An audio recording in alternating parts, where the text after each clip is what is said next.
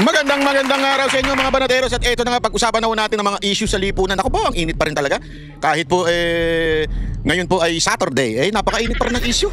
Hindi kasi alam nyo mga kababayan, kung kahapon pinag-usapan natin yung kay Marcoleta, yung banat niya kay Lacson. Kung hindi nyo napanood yun, ako panoorin nyo po yun. Napakalupit po nung banat po ni Marcoleta. Binuking niya ho, ito si Lacson. Alam mo, ngayong mga issue na ito, itong mga nakaraang araw ay napakatindi kasi dito mo makikita talaga yung mga yung ginagawa ng gobyerno para ho talaga matakpan yung matinding korupsyon nangyayari sa ating bayan, di ba? Pero anong gagawin natin? Kung talagang kahit anong gawin mo, wala talaga, imposible yung matakpan yung mga issue na yan dahil ang tao galit Galit na ang tao talaga. Galit sa nangyayari. At makikita naman po natin yan, sabi nga ng kahapon, nandun din sa interview ni Marcoleta, na kahit po yung tax, ay yung koleksyon ng tax, kasi ngayon bayaran ng tax, baka hindi nyo alam Ibig sabihin, pag di nyo alam, ibig sabihin po, hindi ko kayo nagbabayad ng tax. Hindi, pero alam mo, totoo yan kasi ako, sabi ko nga, patangina. Bawat kasi sinisingil ako nung yung aking auditor na, ito, panahon na, magbabayad na tayo ng tax. Sabi ko, napapakamot ako, sabi ko, grabe naman Grabe I mean, ang sakit Yung pera mo na ibibigay mo pa sa gobyerno, tapos malalaman mo, ipambibili lang pala ng mga nepo babies. Gagamitin lang nila sa mga kabit nila yung pera natin. Ang sakit, di ba? Ang sakit. Hindi mo biro lalo na yung hindi automatic ang bawas ng tax, yung kailangan mo talagang magpasa ng ITR mo. Ang sakit po nun. Ay, magbibigay ka, eto. Hindi, totoo, wala akong biro Ako talagang minsan binibiro ko, huwag na kaya tayo magbayad. So, sige ka, gaganon. Ngari, kinakausap ko yung aking auditor, huwag na tayo bayad, utang ina nila, nananakaw lang nila. Binibiro ko siyang ganon.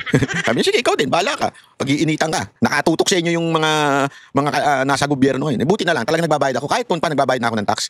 Talagang hindi ako, walang patid ng pagbayad ko ng tax. Kasi nga, obligasyon ko, hindi lamang po bilang isang Pilipino, bilang isang Kristiyano rin, na kailangan mo magbayad talaga ng tax sa kinauukulan. Di ba? Kaya tayo nagbabayad ng tax. Alam nyo, ngayon, bumababa daw ang koleksyon. Kasi nga, naiinis na ho ang tao. Kaya nga, di ba yung iba, humihingi na ng tax incentives. Kasi, hindi, para bagang, napatunayan na natin tangina mo gobyerno to, napatunayan na natin, ninakaw yung mga pera natin. Wala ba kayong gagawin to compensate? Diba? Parang ganun Wala ba kayong gagawin?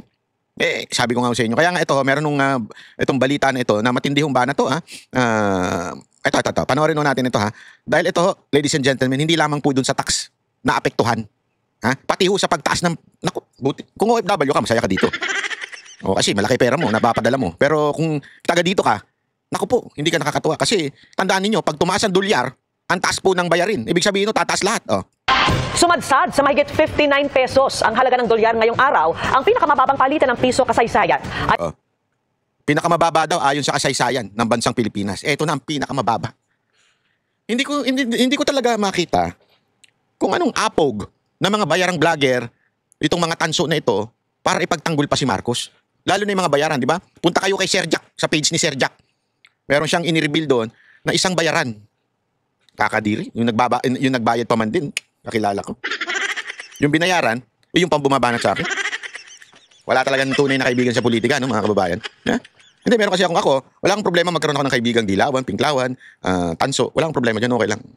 Pero yung pe-personalin ka, yan yung nakakabwisit. Kasi kakilala ko, kaibigan ko, nakasama ko pa itong ulol na to Tapos biglang magbabayad ka dun sa isang vlogger, na yung vlogger na yun, pag makabanat at magpakalat ng fake news sa akin, matindi. Pero okay lang, ganoon talaga buhay.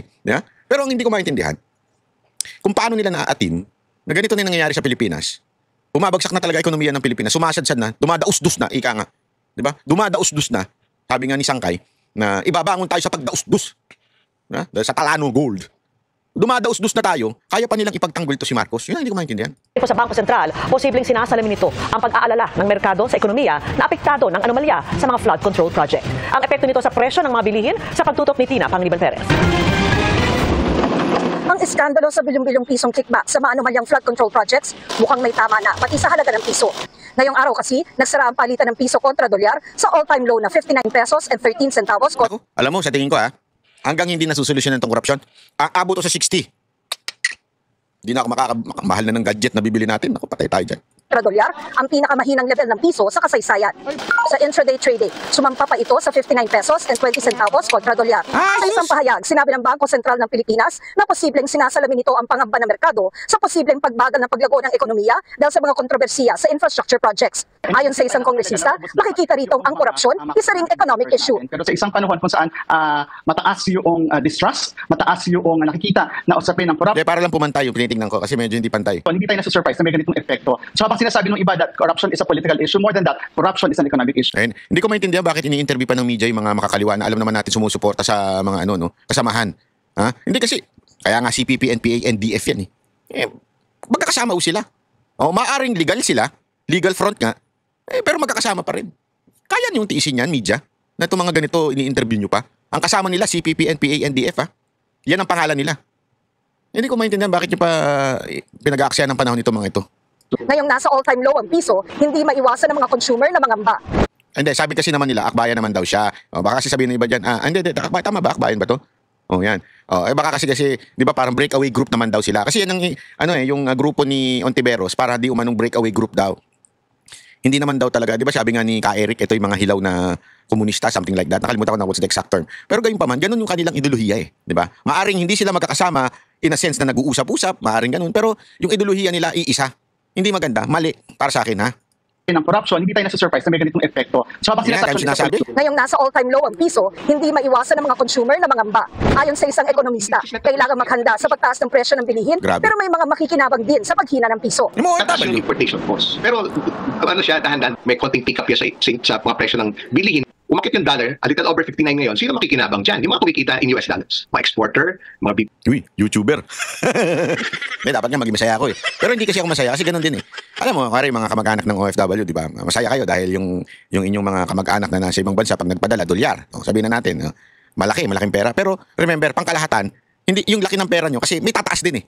Tataas din yung, parang pataas lang ng pataas. Lumaki nga yung kinikita ninyo, pero yung gastos naman dahil ang pag-i-import, mas mahal na rin dahil bibilin mo, halimbawa, yung dating binibili mo ng $1, di 50 pesos yan. Ngayon, katumbas niyang 59 pesos na.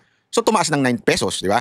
Kahit ba ikaw, tumaas din yung sahod mo, mali, hindi pala sahod, ayuda mo mula sa magulang mo na nagtatrabaho sa ibang bansa, tumaas man yan, pero yung bibilin mo rin naman, tumaas din. So, sa madaling salita, sana ba, kung lahat ng pambibili mo, galing doon sa magulang mo. Siyempre, meron ka pa rin sariling kita dito. Kung nagtatrabaho ka, unless ka lang, tambay ka lang sa bahay mo, umaasa ka sa magulang mo. Di ba? Kung nga rin, nagwa 150 ka. Sa mga Barbie, sa gabi, lumalabas ka para 150. Yung 150 mo, mababawasan na ngayon kasi ang presyo ng tataas na. Tama, mali? OFWs, of course, magpapasko pa naman, di ba? So, mataas yung palitan, no? So, yung mga turista, yung mga foreign investors na mamumuhunan pala sa Pilipinas, Mahalaga raw ang good governance para makabawi ang piso. yung mga kailangan parusahan, dapat iserve yung justisya. As the saying goes, justice delayed is justice denied. Yo. Yung mga petty crimes, di ba? Yung mga nagnanakaw ng cellphone, yung mga nagnanakaw ng gatas, no? Kasi kung yung sanggol, yung anak na, naupuli yung, di ba kaagad? Nakukulong. Ganun din dapat, pagdating sa malalaking amounts. Sabi ng BSP, Hindi ganun yun. May due process pag malaki amount eh. Kaya nga yung pinakamalaking nagnakaw ng amount ngayon tangina, bayani pa, animal. hayaan nila ang market forces na magtakda ng exchange rate. At kung mag-participate man daw ang BSP sa palitan ng dolyar, ito ay para lamang maiwasang makaapekto ito sa inflation o pagtaas ng presyo ng bilihin, sa halip na makontrol ang pagbabago ng forex sa araw-araw. Tiniyak din ng BSP na suportado ang piso ng pumapasok na remittance, mabilis na paglago ng ating ekonomiya, mababang inflation at mga kasalukuyang reforma sa bansa, pati na rin ang pagpasok ng foreign exchange mula sa BPO, turismo at mga OFW. Para sa GMA Integrated News, Tina Panganiban Perez. Ay nako, kita nyo na yung epekto ng korupsyon. Hanggang kailan kaya kayo magigising ano? Hindi, ayun na naman yung ikulong na nga, ikulong na. Sisigaw nyo naman kayo tapos wala naman pangalan kayo binabanggit. Ikulong na yun. Sino ikukulong? Yung korupsyon na salita. Pa-print nyo tapos ikulong ninyo. Yung korupsyon na salita. Puro kayo ikulong na yan. Ikulong na yan. Mga kurakot. Ikulong na yan. Ang gawin nyo, mangulangot kayo tapos ikulong nyo. Ikulong na yan. Mga kulangot. Ikulong na yan. Ganun ang gawin nyo. Ikulong ninyo yung mga kulangot nyo. Ayaw nyo banggitin kung sino. Hindi, kaya nga ako, natutuwa ako doon kasi may balita ako. Isang event. Sumigaw daw yung mga tao ng BBM resign. Dapat ganun. Pag nakita nyo si BBM, it's either ikulong na yan. Mga kurakot yan. Yan ang wag na kasi baka sabihin na naman niya para sa kanya yun eh. Baka sabihin na naman, hindi, that's a compliment. Yeah, that's a compliment. Hindi. Dapat ang isigaw nyo talaga, BBM kulong. BBM kulong. O kaya BBM resign. BBM resign. Yeah? Hindi, alam mo kung bakit? Ito. Pakinggan nyo itong sinabi ni Chavit Singson. Napakaganda na sinabi niya dito. Na talaga totoo naman eh. Ito yun eh. Ito yung summary pero maganda yung mahaba yung sinabi. Napakagandang pag-usapan natin yan. Ay, sandali. Anyari dyan. Anyari. Wait. Chotamate.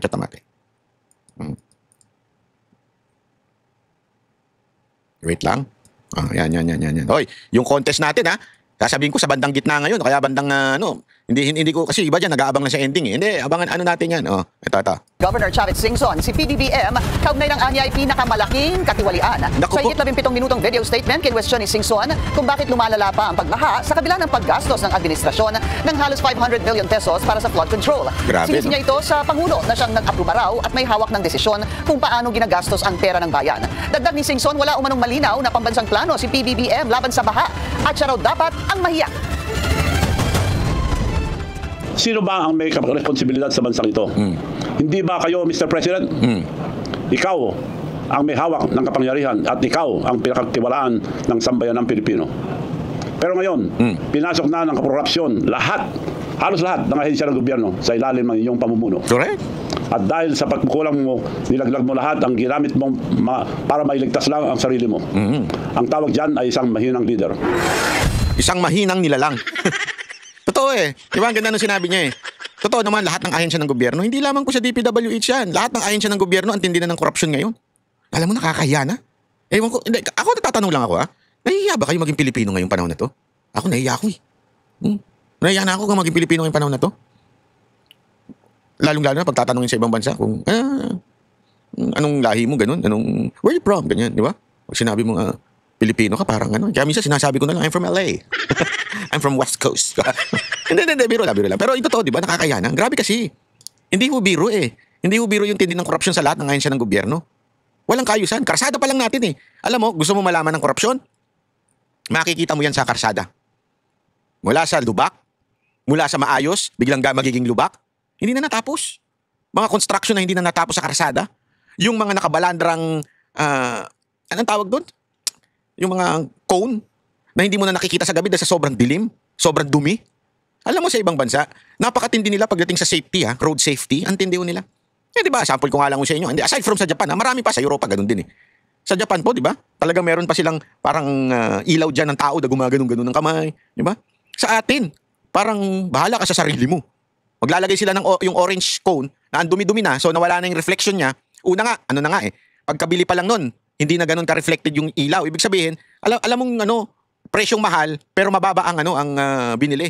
Mura yung binili. Kaya hindi tuloy siya talaga reflectodized. Ano ba yun? Yun. Yung pag nailawan mo, hindi eh. Yeah? Tapos pag nabangga ka, kasalanan mo pa. Kasi hindi mo nakita. Tapos, napakahirap pa. Ang tagal para puntahan ka ng pulis o ng MMDA o traffic enforcer. Ang tagal pa. Tapos manghihingi pa ng lagay. Minsan yung mga traffic enforcer para mabago yung kwento mo. Ganun pala, kita mo na kagad yung tindi ng korupsyon sa Pilipinas eh. Sagad po yan. Hanggang ngayon, nagtatago pa rin mga traffic enforcer sa... Alam mo yun, traffic enforcer should be enforcing the traffic flow. Di ba? Enforcing alam mo yun, para maayos yung mga traffic. Di ba? Yun ang purpose nila eh. Hindi para mambulaga at manghuli. Anong ginagawa nila? Nagtatago sa ganun. Mambubulaga. Tapos sasabihin niya, sir, may seminar pa yan. O, tangin na, mahal yan, seminar na yan. Mga taabutin ka dito ng 3,000. Tapos, may seminar ka pa the whole day. O edi syempre, ikaw naman, maglalagay ka na lang kaysa abutin ka ng magpa-seminar ka na, hindi ka lang matatalo doon sa penalty, matatalo ka pa sa araw na siyang dapat nasa trabaho ka at kumikita ka. Ganun eh. Diyan makikita mo, sagad sa buto ng korupsyon sa Pilipinas. At itong presidente, putang ina, pakuya-kuya lang. Pakaway-kaway sa mga taong wala namang bumabati sa kanya. Ewan ko. Pang ano rin ito kaya nga ako ngayong Halloween na ito. Ang costume ko si Marcos eh. Ghost eh. Pinaiimbestigahan din ni Singson sa ICI ang home province ni PBBM na Ilocos Norte. Kung nagagawa niya yan sa sarili niyang probinsya, paano pa kaya sa buong bansa? Yun. Kaya hinahamon kita, Mr. President, kung talagang tapat ka, unahin mong patunayan sa sarili mo ang probinsya mo.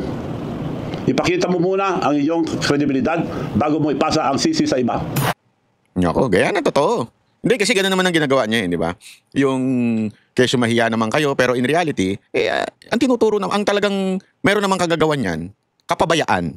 Maaring hindi, sabi ng iba, wala pang evidence that leads to Marcos.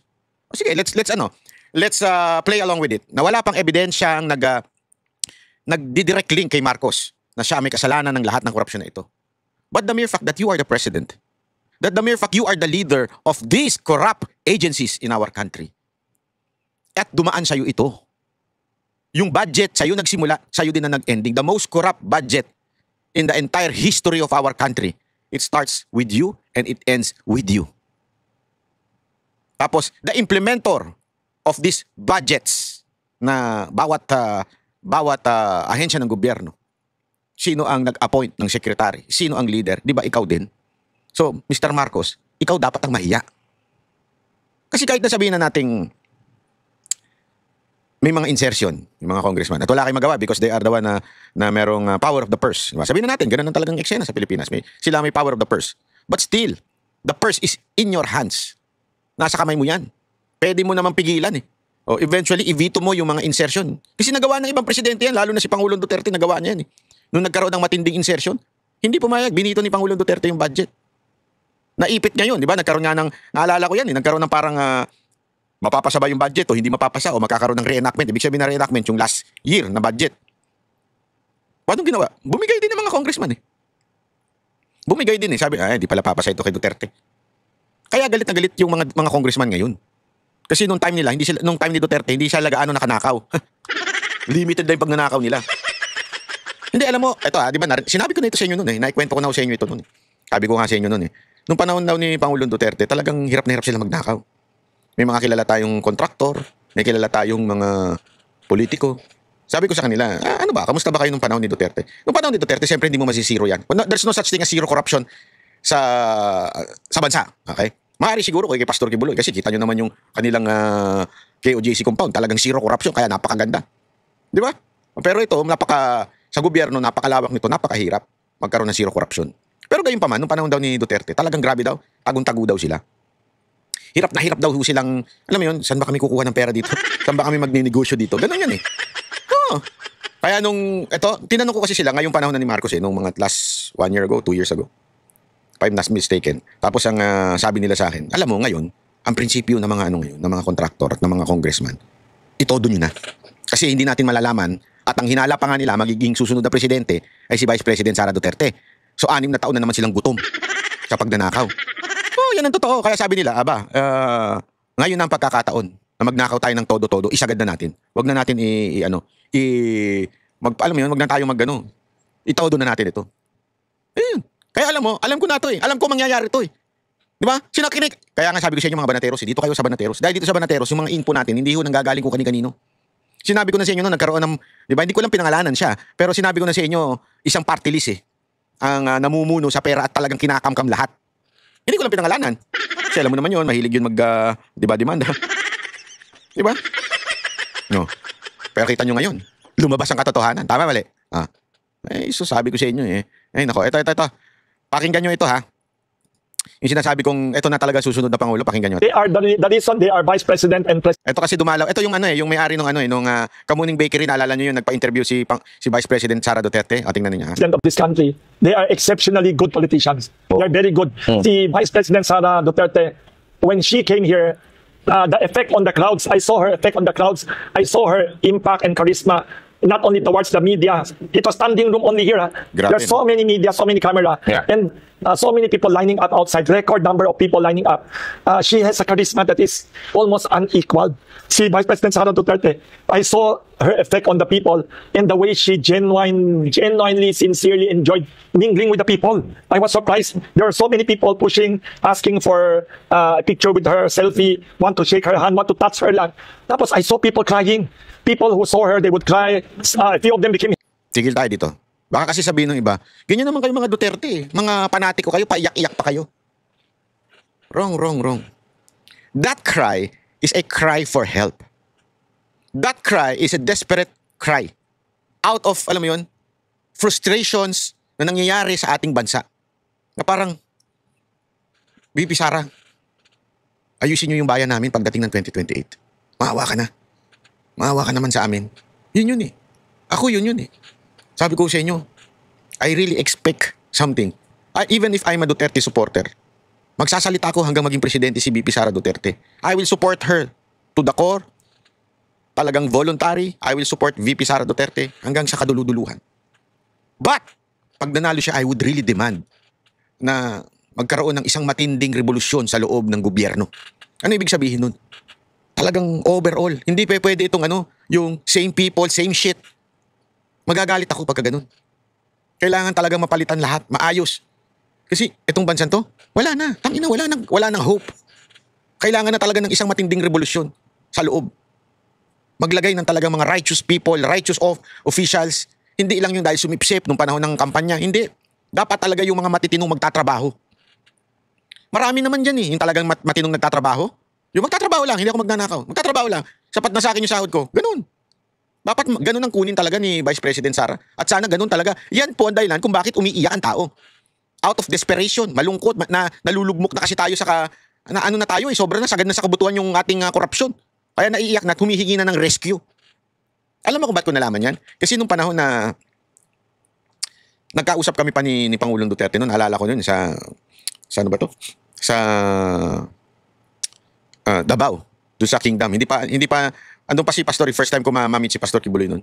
Is nandun din si Pangulong Duterte. Yun talaga ang namin, kami mga vlogger doon, mga banateros, yun talagang sinasabi namin na, Mr. President, hayaan niyo po ba ito? Anong mangyayari sa atin? Ganito. Kasi alam, kwento niya na nga kung sino si Marcos.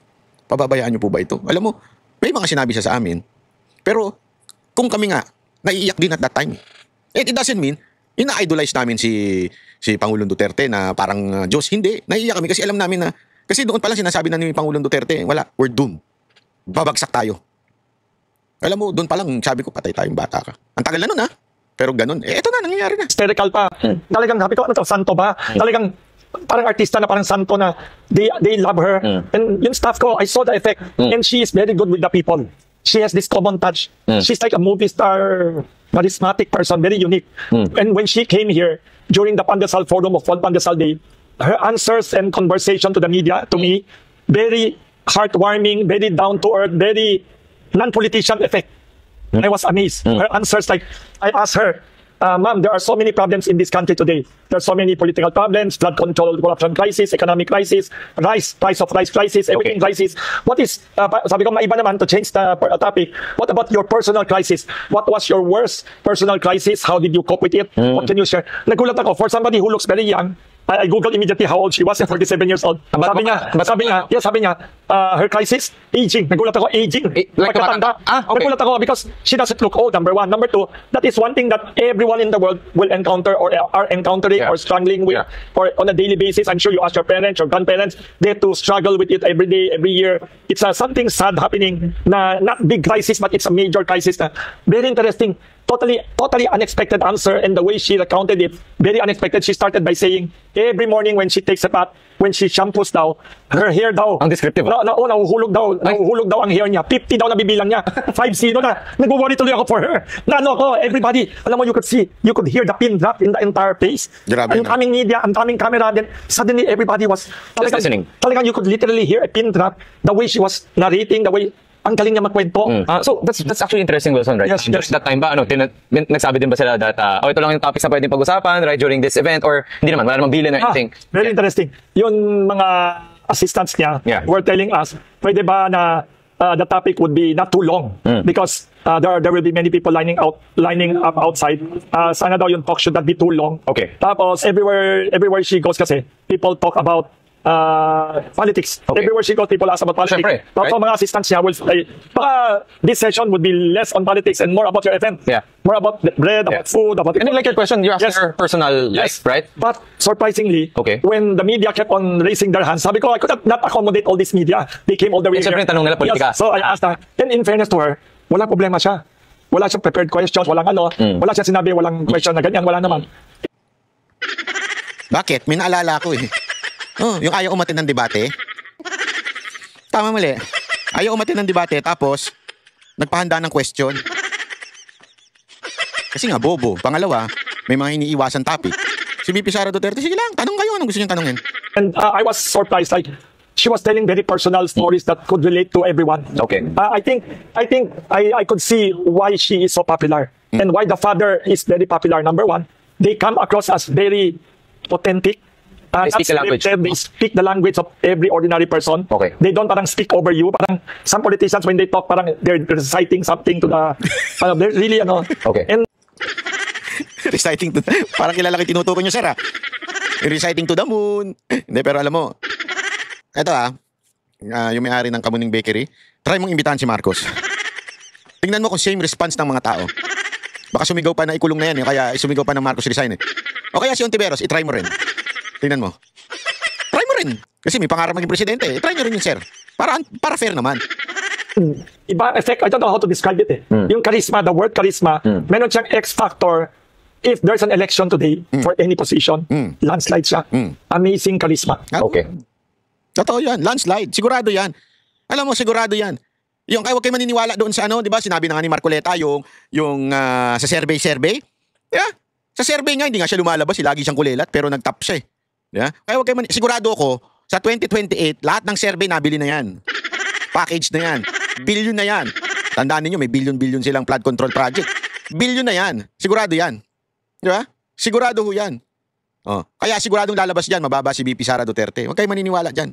Alam mo, ako from my experience on mga Duterte, they're not perfect people. They're not perfect politicians. From the father to the daughter, pati yung mga anak niya. Hindi yung mga perfecto yan. Meron niyang mga, alam mo yun, mga personal na kamalian, personal na rough edges, ika nga. Pero if there is one thing that really will struck you, is their authenticity. What you see is what you get. Hindi ka nila bubulahin. Yung what you see is what you... Kung ano yung kausap mo, ganun sila.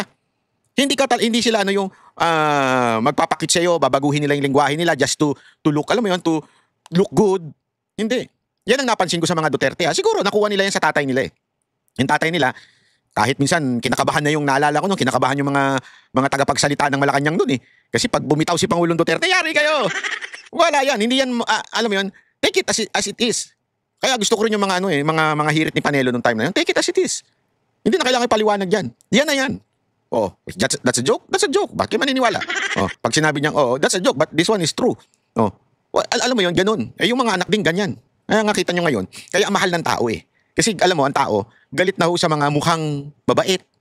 Mga katulad nila, Ontiveros, na bait-baitan, pero alam mo naman yung baho. Yung mga katulad ni Trillanes, na bait-baitan. Yung katulad ni Kiko, halimbawa yung si Kiko ngayon. Kiko, yung Kiko ni Sharon Cuneta. Sa mga pinklawan, sa social media, I think sa mga TikTok, sa Twitter, sinasabi nila, tingnan nyo na, si Kiko, pinagmamalaki nila ngayon si Kiko, sa, ba apelido ng lintik na Kiko? Kalimutan ko na yung apelido ni Kiko.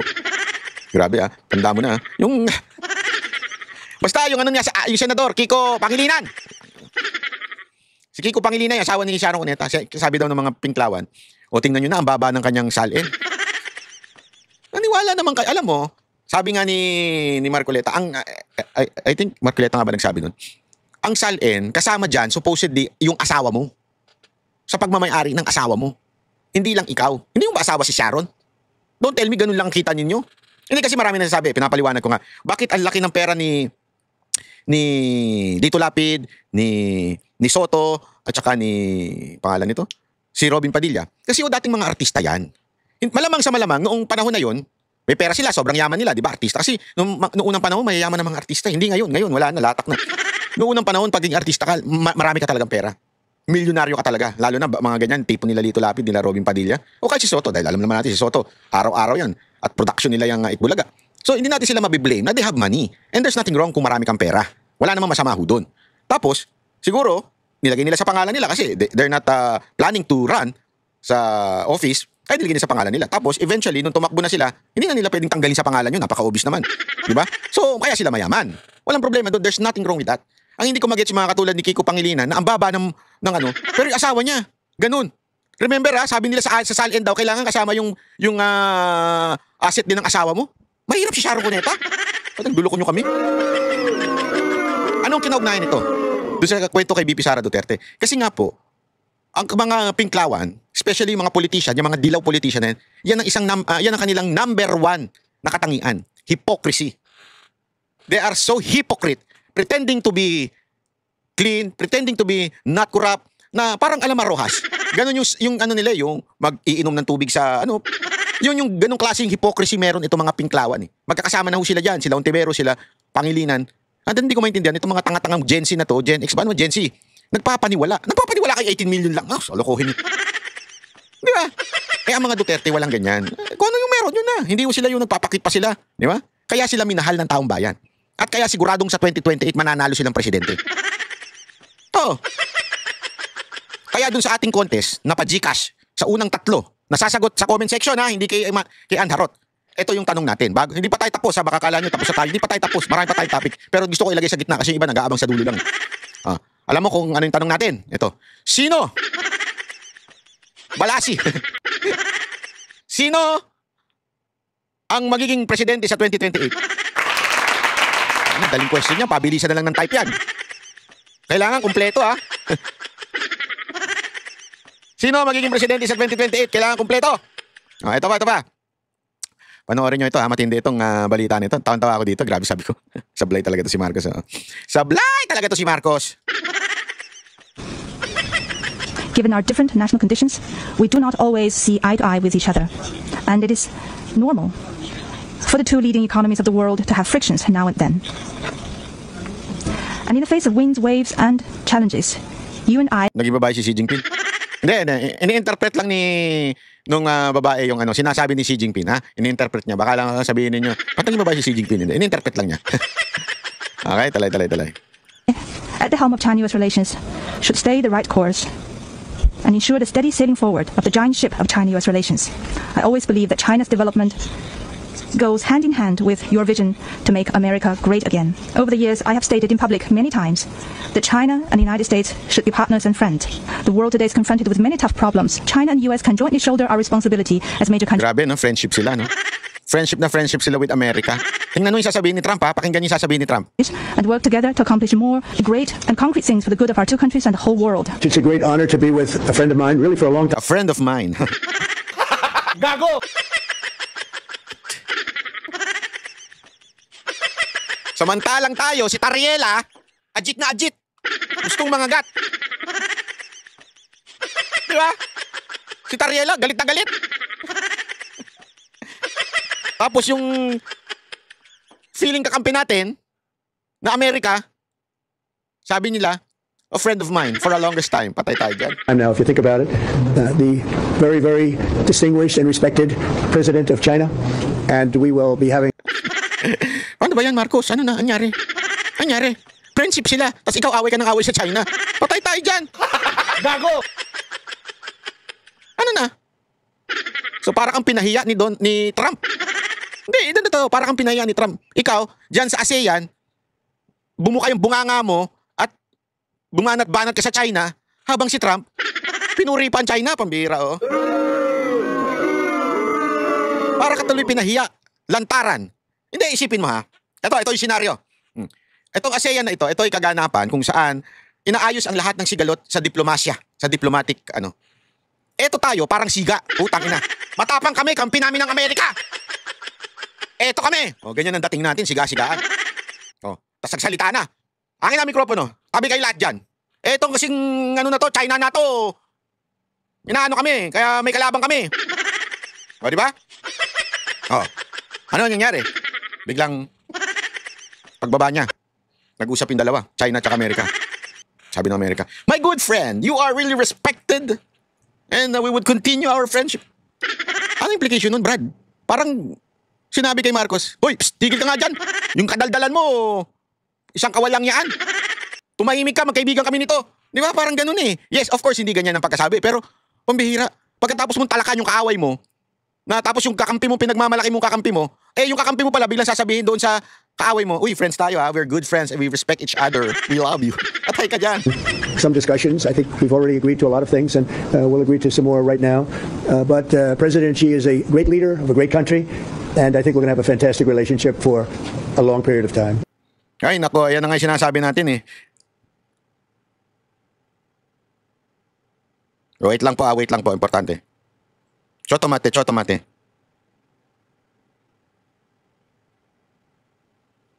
Diba? Ay, nako. Anyway, ito nga, kaya nga alam mo ito, may papakita ko sa inyo ha. Ito, napaka-importante itong video na ito eh. Tingnan nyo, ito. Marcos has made a huge mistake. Alam mo, nagulat. Kasi sabi nila sikat daw to. Although, pasensya na ha, hindi ko po kasi napapanood ito. Pero ang ganda po nung punto niya. Ako, yung punto niya yung maganda eh. Tama yung punto niya dito eh. Kasi ito yung naging headline sa mga pahayagan sa international. Ito yung naging headline. Nagsalita tuloy, nagkomento to talaga. Marcos just made a huge mistake blasting China in the ASEAN summit. What is your goal in blasting China on national television for the international community to see? And anyone who disagrees with me does not know anything about ASEAN or its history at all. ASEAN has always settled disputes in a very peaceful and harmonious manner, never discussing things or never confronting other countries publicly. When China and Vietnam clashed over the Paracel Islands in the 1970s, they did not publicly humiliate one another. They settled it quietly. When the world was condemning the junta or the military coup in Myanmar, ASEAN did not publicly condemn. They sent envoy and dealt with it peacefully. These are countries that genuinely want the dispute to be settled. Marcos is doing the opposite. The Philippines is doing the opposite. So ito, nagbibigay siya ng halimbawa na sinasabi niya nga na yung mga dati daw, kaya nga nagkaroon ng ASEAN eh. Parang ito yung pagtitipo natin at pag-usapan natin ng mga sigalot, ng diplomasya natin, itong bawat isa. Pero ano ginawa ni Marcos? Marcos blast China in Asian Summit. Ano ka ba, Brad? Again, hindi natin kinakampihan ng China. Hindi. Pero ilagay mo sa lugar. Yang lugar na yan, para magkaroon ng diplomasya at mag-usap-usap tayo, ayusin natin to. Tapos puputakan mo? Tapos yung kakampi mo na supposed din dapat puputak din kasama mo, pinuri-puri pa yung kalaban mo? Kahihiyan, di ba? The Philippines is always an outlier. Every single country in ASEAN is not doing what Marcos is doing. Remember, the most powerful in the room is not the loudest in the room. It's the one who's the most strategic. And yun, di ba? Hindi yung pinakamatapang, yung madaldal at sumisigaw-sigaw dyan. Kahihiya talaga. Kahihiya nito si Marcos. Alam mo, ewan ko. Yung sanang may mga magagawa dyan, sana kumilos na kayo. Pag-resignin nyo na ito si Marcos. Strategic doesn't necessarily mean you have to be loud. You are making yourself look like a frontman for Washington. A lot of people might think you are. Ayan, mukha ka daw yun na nga masama nun eh. Ikaw na yung umaharap. Di ba? Mukhang frontman of Washington, pero yung Washington, gantin din ng puri sa China. Kawawa, Marcos. Ay, nako. Sana, kaya nga alam mo mga kababayan, itong mga nadarating. Kasi ako, aside from the corruption na matindi, na consequence, yung sipa ng ginagawa niya sa China, talagang sablay eh. Sablay. It should be, alam mo yun, maging peacemaker ka. Negotiation, pag wari nakikipag-negotiate ka, hindi laging pagalit. Diba? If you want to get something, hindi pa pwede magsusungit ka. Hindi. Masungit kami, bahala kayo. Hindi, that's not how negotiation goes. Alam mo, napanood ko kasi yan kay si Donald Trump, hindi pa politiko yan. Lahat ng Apprentice pinanood ko. Lahat ng season ng Apprentice. Kaya nga yung mga salita niya, sabi ko, meron tong kinabukasan pag tumakbo ito sa politika. Kasi marunong siya mag-negotiate. And that is the best way to deal with problems. You have to learn how to negotiate. Hindi laging galit. Pag lagi kang galit, sa tingin mo makikipag-negotiate pa yung tao sa'yo? Hindi na. Aalis na lang, iiwanan ka. Makikipag-negotiate sa iba. You have to make him realize that he needs you, that he will get something from you, kaya kunin ka niya, o kunin yung service mo. Dapat ganun. Ito si Marcos, ewan. O di nagmukha ka nga yung tanga dyan sa ASEAN. Di ba? Tapos may palusot ka pa doon, kaya ka wala sa picture kasi yung sa 0-0 tariff, ganyan-ganyan. Hindi, choice namin yun na ayaw namin ng 0 tariff kasi malulugi yung mga local natin. Wala naman tayong local. Nagkaloka-loka na nga tayo, puro nga import ang ginagawa natin eh. Huwag na tayo naglulukuhan. Talagang wala lang respeto sa'yo. Akala mo lang, pinasasakay ka ni Trump, akala mo lang, may video pa nga na hindi ka pinansin eh. Tama, mali. Oh. Tapos ngayon, pilingero ka na akala mo, matapang ako kasi pinutakan ko ang China. Alam mo, sabi ko nga sa'yo, ang tunay na matapang, naalala ko yan, nung panahon ko sa high school ako noon, yung mga may ingay, yung mga feeling siga-siga, hindi naman po talaga yan na matatapang. Ang talagang matatapang yung tahimik, yung hindi nakikisali sa gulo. Pero subukan mong ibuli, meron kang kalalagyan. Yun ang tunay na matapang. Yung hindi maingay, marunong mag-isip. Sabi nga nitong mama na ito, itong nasa inuling video natin, hindi yung pinaka-loudest, kung hindi yung pinaka-strategic. Yun po dapat ang tamang approach. Ikaw, pinaka-maingay. Wala sa lugar yung pagbablast mo. Again hindi ko sinasabing wag natin palagan ng China. Pero ilagay mo sa tamang lugar. Tama, panahon yan. Kaya sabi nga, hindi porke tama, ay tama nang gawin. You have to do it in the right time, in the right place. Diba? Parang pagtatalik yan eh. Pagtatalik talaga. Hindi. Dapat walang masama na makipagtalik ka sa asawa mo. Tama, mali. Asawa mo yun eh. Pero ilagay mo sa tamang oras. Bakit? Pag wala sa mood yung asawa mo, pilitin. Ilagay mo rin sa tamang lugar. Hindi porket umano ka na ka, kahit saan na lang, babanatan mo na. Tama, mali. Nasa tamang lugar at nasa tamang panahon. Etong ginawa mo dito sa ASEAN, grabe. Yung mga media, international media, laman ka. Sikat ka bilang, ano tawag doon, nagtantrums. Hindi kasi, eto si Pangulong Duterte, kumpara mo. Si Pangulong Duterte, pag nandyan siya, hindi siya nagjo-joke. Hindi siya bumabanat sa Amerika. Pero pag ang kausap niya iba, minura niya pa nga si pangalan nito, yung dati nilang presidente, si Obama. Di ba, minura niya pa? Kaya nga sabi nga ng iba dyan, yun ang dahilan kung bakit nakulong si Pangulong Duterte kasi galit ang CIA sa kanya, something like that. Yeah? Pero inilagay niya sa lugar. Hindi niya isinabi yun sa mga ganyang formal na lugar o ang purpose nito, diplomasya. Ang purpose nito ay para magkaayos. Hindi niya yan inilagay. Nasa lugar. Hindi yung katapangan mo. Mali ka, Brad eh. Hindi ang problema sa'yo. Ewan ko. Kung yung nagpapayo sa'yo, tanga. O sadyang lutang ka lang nung nagsalita ka dyan. Hindi ako nagtatanong lang ako ha. Mali po kasi.